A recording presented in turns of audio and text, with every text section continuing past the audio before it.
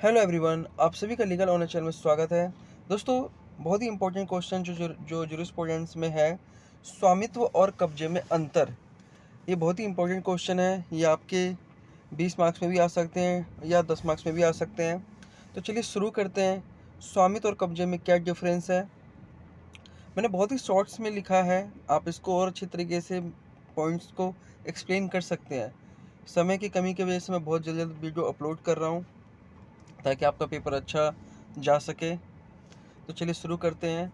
Henry man के अनुसार कब्जे की अवधारणा स्वामित्व से भी पुरानी है। एक तरह से कब्जे की अवधारणा ने ही स्वामित्व को जन्म दिया है। स्वामित्व एक तरह से डॉक्यूमेंट्री एविडेंस देता है, कब्जा वास्तविक होता है। कब्जे तथा स्वामित्व में उनके हस्तांतरण को लेकर भी कुछ अंतर है। कब्जे का हस्तांतरण तुलनात्मक रूप से आसान और कम तकनीकी है, लेकिन ज़्यादातर मामलों में स्वामित्व के हस्तांतरण में विश्वास की तकनीकी का प्रयोग शामिल है। लंबे समय तक किसी वस्तु पर कब्जा धीरे धीरे स्वामित्व में बदल जाता है, वही लंबे समय तक बिना कब्जे का स्वामित्व नष्ट भी हो जाता है। स्वामित्व का अधिकार अपने आप में कई अधिक व्यापक है तथा यह कब्जे के अधिकार को भी स्वयं में समेटे हुआ है। जिस वस्तु पर आपका स्वामित्व है उस पर आप कब्जा प्राप्त कर सकते हैं, वहीं किसी वस्तु पर कब्जा होने पर उसका स्वामित्व भी प्राप्त किया जा सकता है। कुछ अधिकार ऐसे होते हैं जिन पर मनुष्य का कब्जा तो हो सकता है लेकिन स्वामित्व नहीं, उदाहरण कॉपीराइट, ट्रेडमार्क आदि।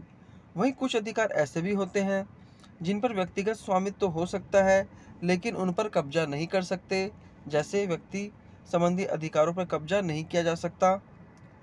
स्वामित्व एक डी ज्योर अवधारणा है, जिसका अर्थ है एक ऐसा अधिकार जिसे कानून द्वारा मान्यता प्राप्त है, जबकि कब्जा केवल डी फैक्टो अवधारणा, जिसका अर्थ है किसी चीज़ पर तथ्यात्मक नियंत्रण। ये भी चारों में पूछा जा सकता है कि डी ज्योर और डी फैक्टो क्या है।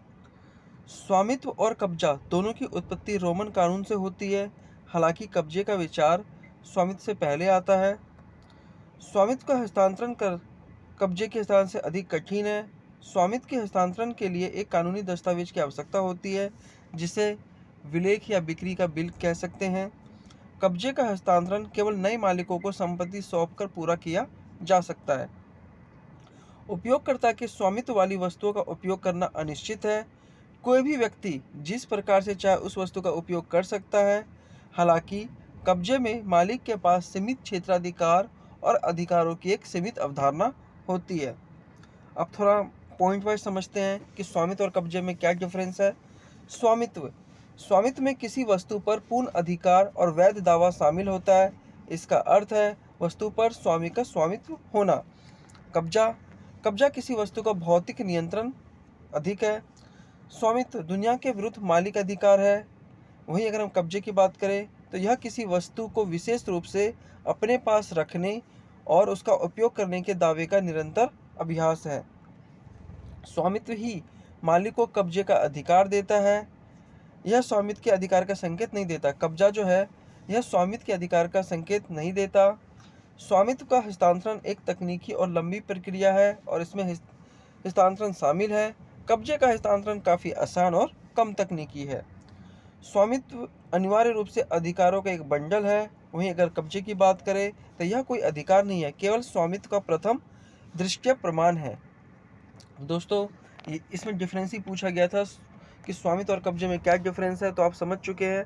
आप पेपर में अच्छे से लिख सकते हैं। वीडियो आपको अच्छा लग रहा है तो वीडियो को लाइक कीजिए, चैनल को सब्सक्राइब कीजिए और हमें मोटिवेट कीजिए चैनल सब्सक्राइब करके। Thank you.